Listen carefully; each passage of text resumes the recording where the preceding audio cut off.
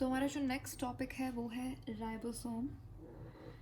और हमने ये लास्ट अभी थोड़ी देर पहले यही देखा था कि राइबोसोम, सेंट्रियोल और न्यूक्लियस, ये तीन चीज़ें हमारे सेल के अंदर क्या होती हैं, ए मेम्ब्रेनस होती हैं, इनके पास कोई भी मेम्ब्रेन नहीं होती।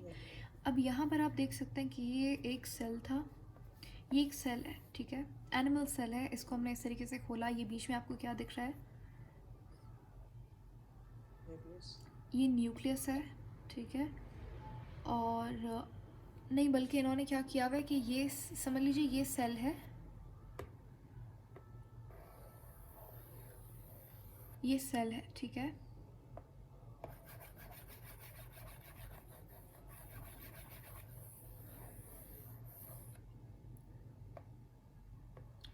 ये जो मैंने यहाँ पे ऑरेंज कलर का बनाया है, ये समझ लीजिए सेल है, ये सेल मेम्ब्रेन हमने यहाँ पे बना दी। ये जो पूरा है ये क्या है, ये न्यूक्लियस है,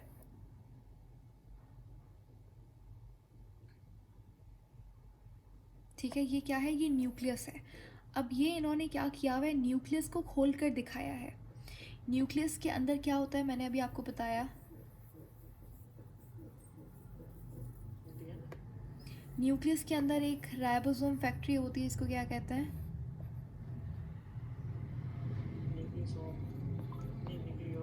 न्यूक्लियोलस, ठीक है, न्यूक्लियोलस। न्यूक्लियोसोम फिर दूसरी चीज़ होती है। न्यूक्लियोसोम किसे कहते हैं, जब आपके पास डीएनए और हिस्टोन प्रोटीन मिलता है तो उसको न्यूक्लियोसोम कहता है। ये न्यूक्लियोलस है, इसके अंदर राइबोसोम यहाँ पर बनता है, ठीक है। अब देखिए यहाँ पर हमारे पास ये न्यूक्लियोलस है, ये न्यूक्लियस है। न्यूक्लियस की डबल मेम्ब्रेन आपको दिख रही है। अब हमें पता है कि जो एंडोप्लाज्मिक रेटिकुलम होती है वो न्यूक्लियस के बिल्कुल साथ जुड़ी हुई होती है, राइट। तो ये हमारे पास क्या है, ये न्यूक्लियस के साथ अटैच है एंडोप्लाज्मिक रेटिकुलम। अब यहाँ पर आप देख रहे हैं कि ये जो रेटिकुलम है इसके ऊपर इस तरीके से ग्रेन्यूल्स पड़े हुए हैं, ये क्या है, ये जी तो न्यूक्लियस में बन रहे हैं, तो ये इतना आगे कैसे आ गए? न्यूक्लियस बेशक आपके नहीं, राइबोसोम बेशक आपका न्यूक्लियोलस के अंदर बनता है, लेकिन वो न्यूक्लियस से बाहर ट्रैवल करके यहाँ पर आके अटैच होता है, ठीक है। और फिर यहाँ पर ही हमारे पास प्रोटीन बनता है राइबोसोम के ऊपर। वो स्मूथ से फिर रफ एंडोप्लाज्मिक रेटिकुलम हो जाता है। ऐसा नहीं होता, देखिए कुछ हमारे पास जो पार्ट है वो अभी भी स्मूथ है, उसको हम लोग स्मूथ एंडोप्लाज्मिक रेटिकुलम कहते हैं। जहाँ पर सिर्फ राइबोसोम है उसको ही रफ एंडोप्लाज्मिक रेटिकुलम कहेंगे, ठीक है। तो अभी तक आप देख रहे हैं ये वाला स्मूथ पार्ट है। और ये जो फोल्ड्स होते हैं ईआर के अंदर, इन फोल्ड्स को क्या कहते हैं, सिस्टर्नी।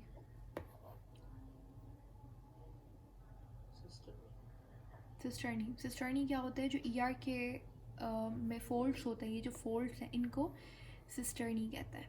तो यहाँ पर बात समझ आ गई कि हमारे पास राइबोसोम न्यूक्लियोलस में बनता है, और ईआर के ऊपर अगर राइबोसोम होगा तो वो रफ एंडोप्लाज्मिक रेटिकुलम होती है। अब राइबोसोम हमारे पास बना हुआ किससे होता है, पहले तो इसकी कंपोजिशन की बात करते हैं। मैंने आपको बताया था कि इसके अंदर आरएनए होता है, और 3 तरीके का आरएनए होता है। कौन कौन सा, आरएनए, एमआरएनए और टीआरएनए, राइट। अभी 3 टाइप्स हमने इसके इन तीनों टाइप्स को पढ़ा था, इनके फंक्शंस को भी देखा था। मुझे बताइए राइबोसोम के अंदर कौन सा आरएनए होता है, एग्जैक्टली राइबोसोम के अंदर क्या होता है, आरएनए होता है, राइबोसोमल आरएनए। लेकिन राइबोसोम में इसके अलावा भी देखिए 50% आरएनए होता है राइबोसोम में, और इसके अलावा 50% क्या होता है, प्रोटीन होता है,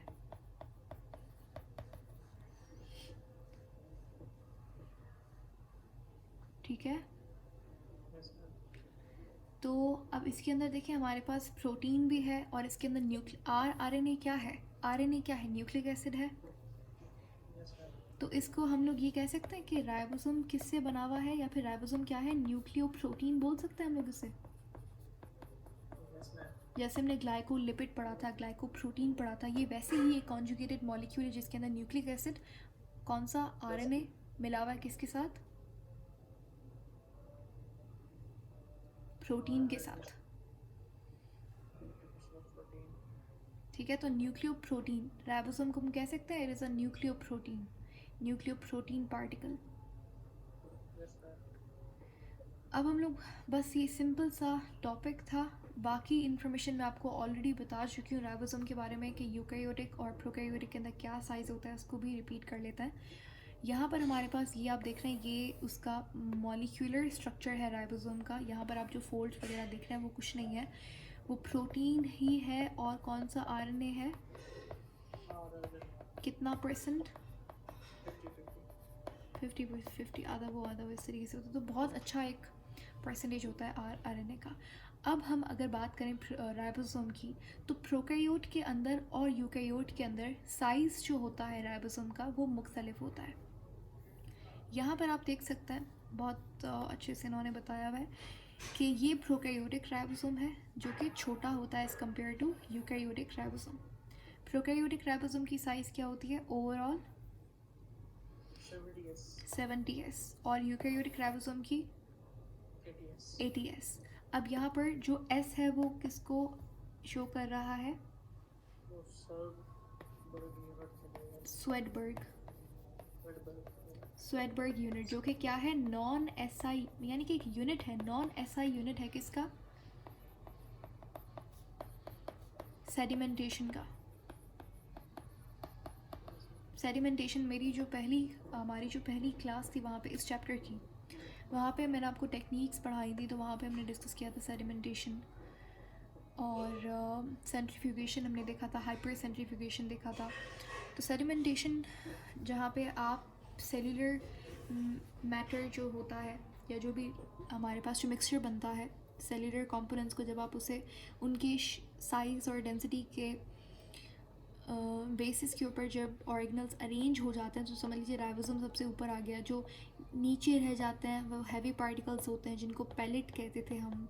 तो यही सेडिमेंटेशन होती है, अरेंज हो जाना अपने साइज़ और डेंसिटी की बुनियाद पे।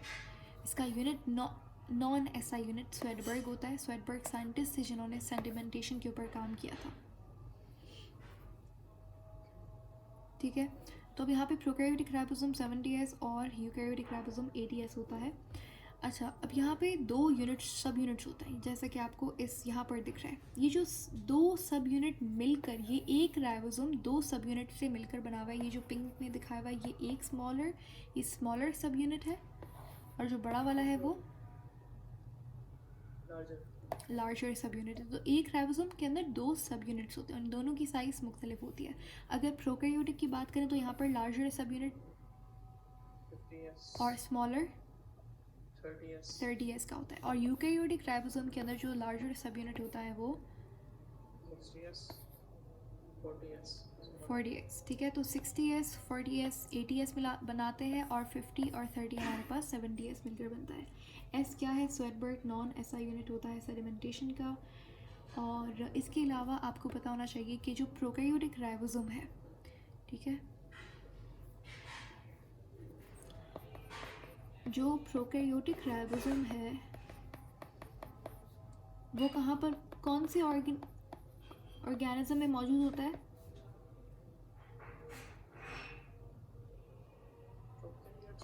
प्रोकैरियोट्स में, जैसे कि बैक्टीरिया हो गया, राइट। लेकिन इसके अलावा कौन से और ऑर्गेनल्स में प्रोकैरियोटिक राइबोसोम होता है 70s वाला,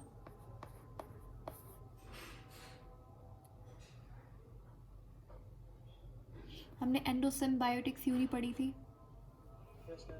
कुछ ऑर्गेनल्स के पास अपना खुद का राइबोसोम था, अपना खुद का डीएनए था, उनके पास प्रोकैरियोटिक राइबोसोम था। कौन से वो दो ऑर्गेनल्स थे, वो माइटोकॉन्ड्रिया भी तो उसमें ही आता है। तो माइटोकॉन्ड्रिया ही तो है इसका आंसर। दूसरा कौन सा होता है, राइबोसोम राइबोसोम किस में होता है 70s वाला, क्लोरोप्लास्ट क्लोरोप्लास्ट के अंदर, ठीक है। आप प्लास्टिड बोलें तो बेहतर है।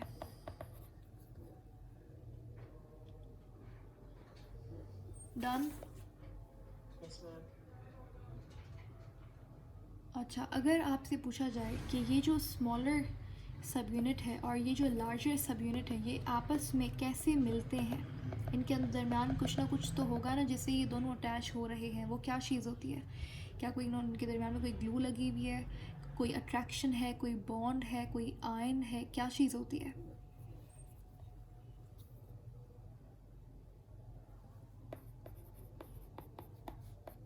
स्मॉल लार्ज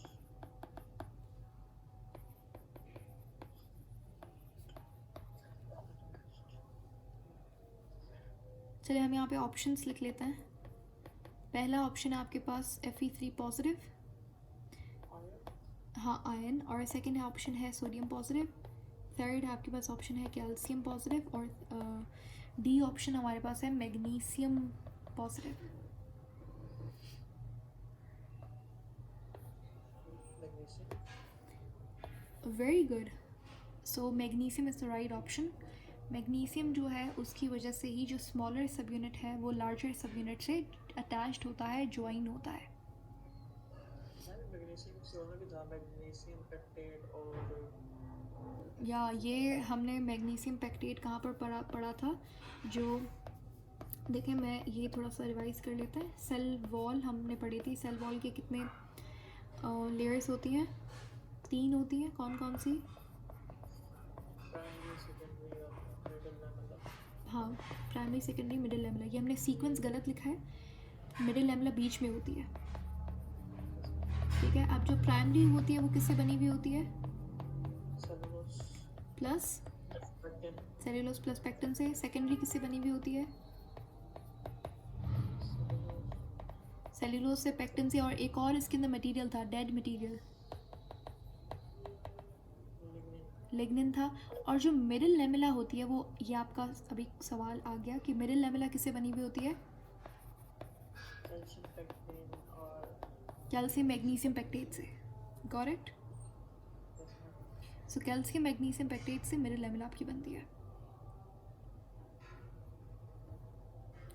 तो यहाँ पर सही जवाब क्या हो गया? मैग्नीशियम होगा कि लार्ज सब यूनिट और small sub unit are joined together by magnesium positive. अच्छा, अगर ये भी आपके पास इंपॉर्टेंट क्वेश्चन है कि हमने पढ़ा था कि डीएनए से क्या होता है, क्या बनता है?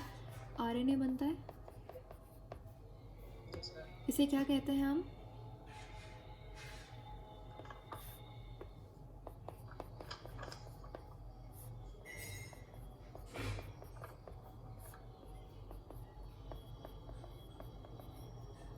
डीएनए से आरएनए बनता है, उसे क्या कहते हैं? ट्रांसक्रिप्शन कहता है। आरएनए से प्रोटीन बनता है, अगर आरएनए से प्रोटीन बनेगा तो उसे क्या कहेंगे? Translation good, translation.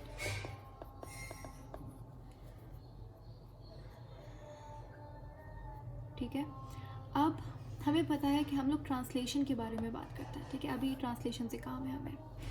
तो जब हम ट्रांसलेशन की बात करते हैं इसका मतलब है फॉर्मेशन ऑफ प्रोटीन। ठीक है, अब ये होती कहाँ पर है? राइबोसोम पे। प्रोटीन कहाँ बनता है? राइबोसोम पे बनता है, इसीलिए राइबोसोम को प्रोटीन फैक्ट्री कहते हैं। यहाँ पर मैसेंजर आरएनए आता है। ठीक है, मैसेंजर आरएनए के ऊपर क्या होता है?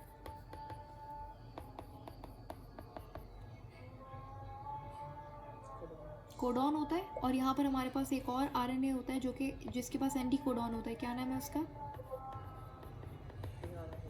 टीआरएनए है, राइट। और टीआरएनए का काम क्या है कि अमाइनो एसिड को ये यहाँ पर ला के देता है, और एंटी कोडॉन। यहाँ तक बात क्लियर है। अब हम लोग बात कर रहे थे ट्रांसलेशन की। मुझे आपको एक टर्म बतानी है कि जब भी हमारे पास, देखें इस तरीके से ट्रांसलेशन ऐसे होती है, इसका पूरा एक प्रोसेस है, मैकेनिज्म है पूरा इसका। लेकिन फ़िलहाल इतना या ध्यान में रखना है कि हमारे पास राइबोसोम, एमआरएनए और टीआरएनए का मेन काम क्या होता है। सरफेस एरिया पे आपको जस्ट ये चीज़ें पता होनी चाहिए। तो सवाल ये है कि कभी कभी क्या होता है कि एक एमआरएनए के साथ ऐसा भी पॉसिबल है। ठीक है, ये एमआरएनए है, एक एक mRNA के साथ जब मुख्तलिफ राइबोसोम, ऐसा पॉसिबल है, बिल्कुल ऐसा पॉसिबल है। तो अगर एक mRNA के साथ ग्रुप ऑफ राइबोसोम लग जाए तो ये जो स्ट्रक्चर हमारे पास बना है, इस स्ट्रक्चर को क्या कहेंगे?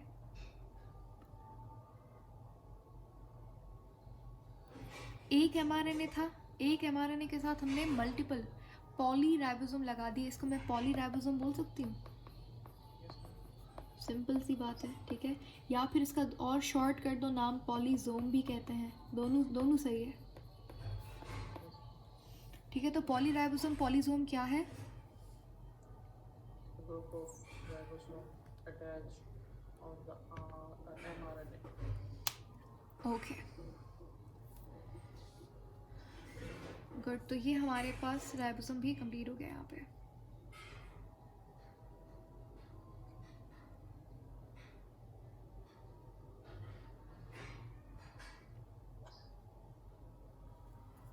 अच्छा,